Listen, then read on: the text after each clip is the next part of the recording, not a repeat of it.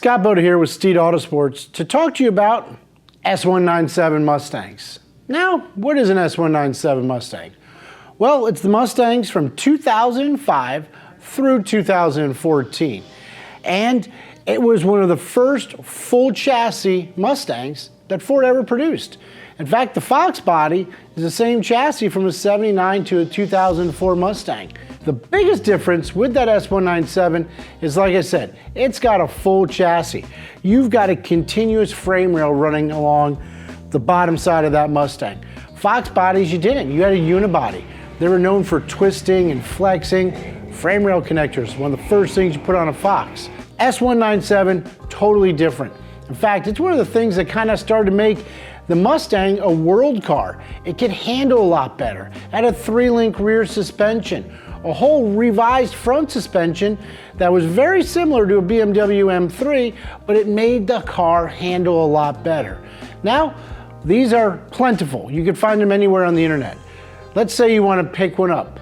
What kind of mods should you make? Where should you start? Where should you not waste any time? We're going to get into that for you right now. So back in the early 2000s, when we started hearing rumblings of a brand new chassis Mustang, we actually got our hands on one courtesy of Ford Motor Company back in early 2004. And this helped us design a whole slew of parts for this brand new vehicle that was going to debut at the 2004 SEMA show in Las Vegas. In fact, it was Steeda, Roush, and Celine up there on center stage with this brand new platform Mustang. And one of the things that I truly loved about it is, from a manufacturing standpoint, everything was new. In fact, from a Fox body 7904, you've got the same chassis underneath. This was a blank sheet.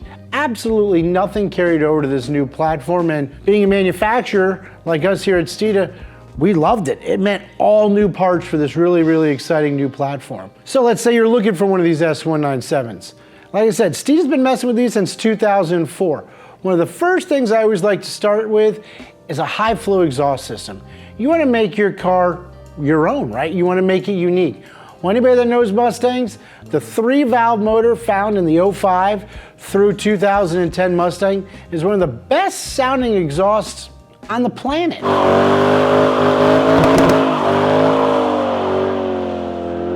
Once you modify it, you open up that 3-valve design, and my goodness, it sounds great. It's a very unique sound, and you're gonna make sure your Mustang stands out from the crowd. I highly recommend our Steeda Axleback featured here. We have it on our old yellow test car in the back, and like I said, it really makes that 3-valve sound really well.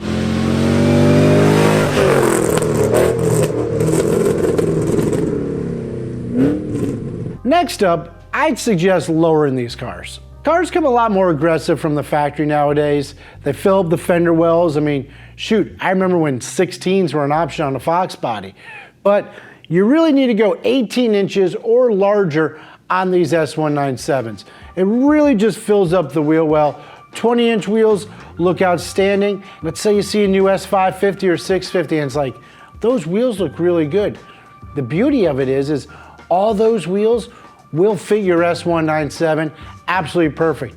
In fact, check it out on our website. We've got a ton of wheel selections for your S197s that will once again not only make them look better and more modern, but it'll actually increase the handling quite a bit as well. Speaking of handling better, one of the best things you can do is add a set of lowering springs. Now, we have a lot of different varieties at Steeda.com, and they can either lower your car from 1 inch or a little bit more aggressive. Now, if you have a GT500, those actually come with a higher spring rate because of the increased weight of the supercharger on the front. Same thing with our convertible lowering springs. We also got a set of Boss springs that are super popular, which basically bumps the spring rate up a little bit in the front and the rear, and it's really gonna make your S197 handle a lot better. Now, one of the things you can't forget that is definitely overlooked by some of the aftermarket is when you lower a Mustang, or any car for that matter, and it's got a panhard bar on it. The panhard bar works in an arc. When you go to lower that car, you're actually going to be shifting that axle to one side. So an adjustable panhard bar is very important, especially if you add those aftermarket wheels and tires. Why? Because when your axle shifts over, now you're going to have tire rub clearance issues in the back. In If anybody's looking at your car from the back, why is that tire sticking out wider than the other?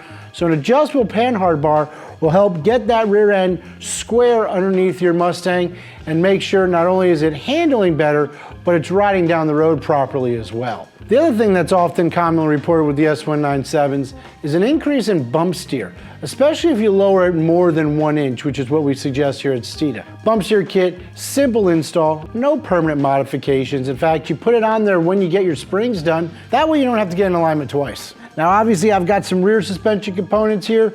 We've got our billet lowers, our adjustable third link upper.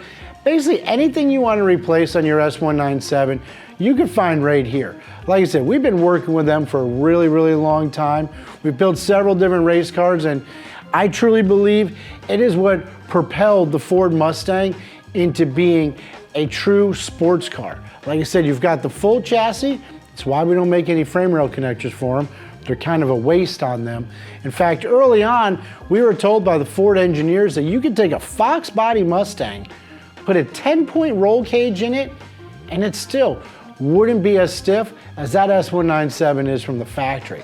I mean, that's saying a lot. It explains why they handle so much better, and like I said, really help propel it to being a sports car that the Mustang is today, and why you can find it all over the world. Speaking of chassis stiffening, there's definitely a couple areas that we do like to address when it comes to that S197. One being the strut tower brace.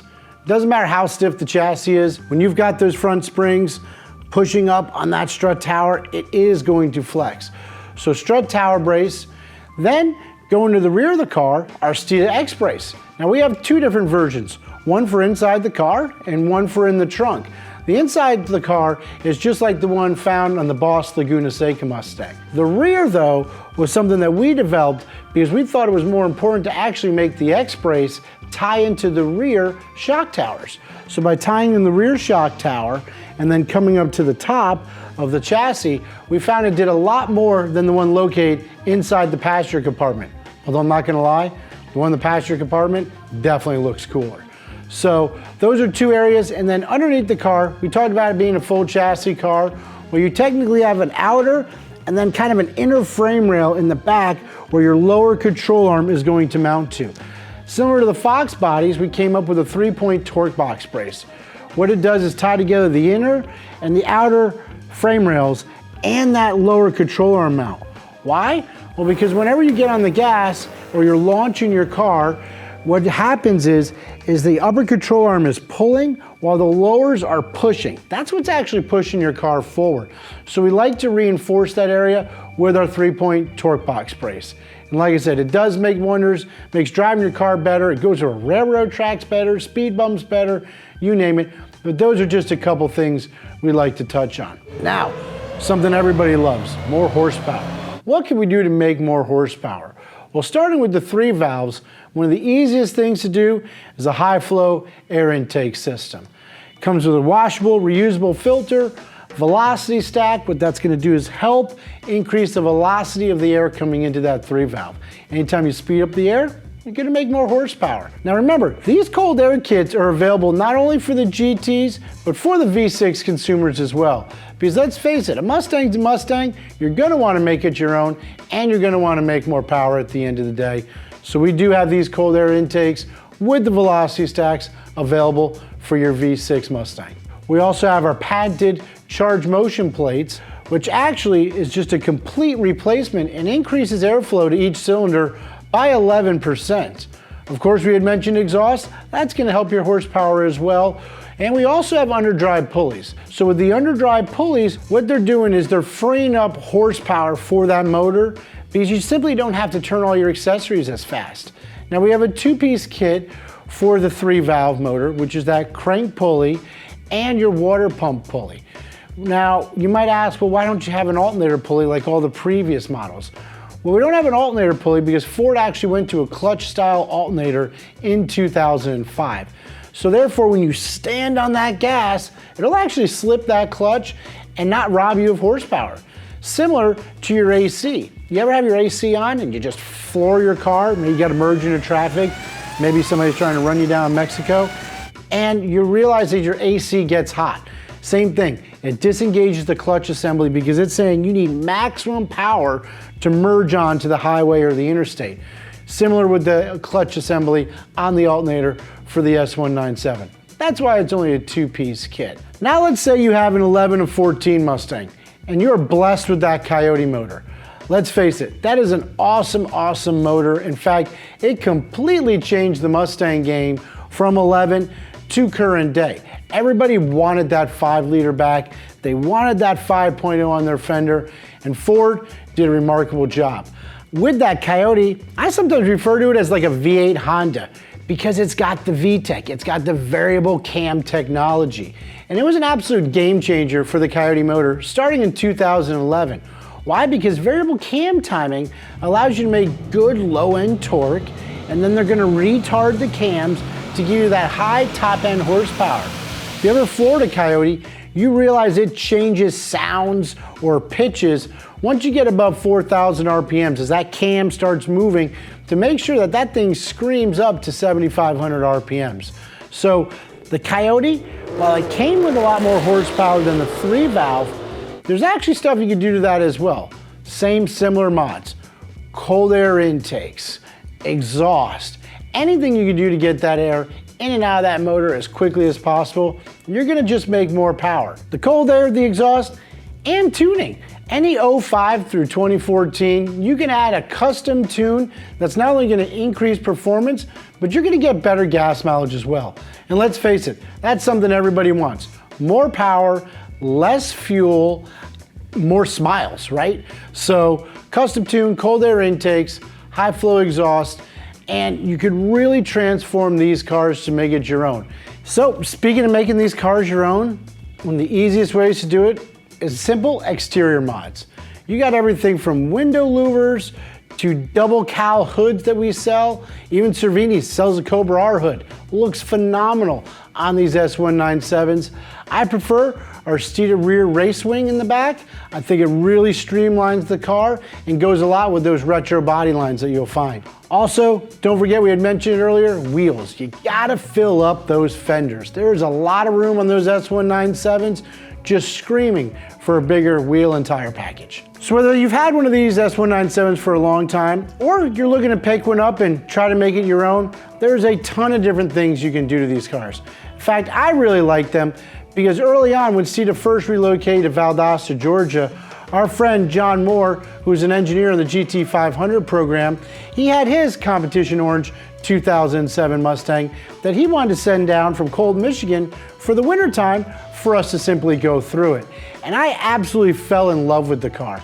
Not only was it competition orange, had the Steeda rear wing and that double cowl hood, but it had all of our suspension parts, and we actually used it to develop our Steeda Club Racer and Q335 package. In fact, when John was interested in selling the car, I called up my sister. I said, Holly, you've got to get this car. It is awesome. He had the cold air intake, he had a set of thumper cams in it, full suspension. Like I said, it was bright, loud, and it really stood out. My sister drove it for almost a decade before she wanted to get rid of it, and then I called my neighbor, Jake. I said, Jake, you need to buy this car. You've wanted one for a while. You had a Miata. You used to like going autocross in it. This is the perfect foundation for you.